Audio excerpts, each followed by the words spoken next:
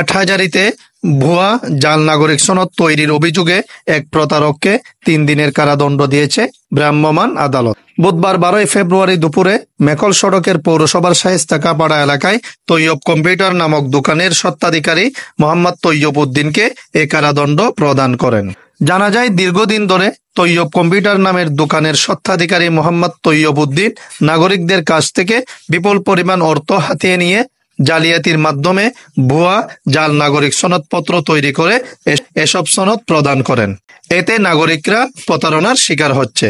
গোপন সংবাদের ভিত্তিতে অভিযোগ পেলে উপজেলা সহকারী কমিশনার ভূমি ও পৌর প্রশাসক লুৎফুন্নাহার শারমিন তৈয়ব কম্পিউটার নামক দোকানে অভিযান চালিয়ে দোকানের স্বত্বাধিকারী মোহাম্মদ তৈয়ব উদ্দিনকে গ্রেফতার করে। পরে তার লিখিত স্বীকারোক্তিমূলক জবানবন্দি দিলে ভ্রাম্যমাণ আদালত পরিচালনা করে 3 দিনের বিনাশ্রম কারাদণ্ড প্রদান করেন। এ বিষয়ে উপজেলা সহকারী কমিশনার ভূমি ও পৌর প্রশাসক লুৎফুন্নাহার শারমিন অভিযানের সত্যতা স্বীকার করে বলেন, দীর্ঘদিন ধরে তৈয়ব কম্পিউটার নামক দোকানের স্বত্বাধিকারী তৈয়ব জাল সনদ তৈরি করত বলে স্বীকারোক্তিমূলক জবানবন্দি দিলে তাকে দণ্ডবিধির সংশ্লিষ্ট ধারায় 3 দিনের কারাদণ্ড প্রদান করা হয়। এই অভিযান নিয়মিত অব্যাহত থাকবে।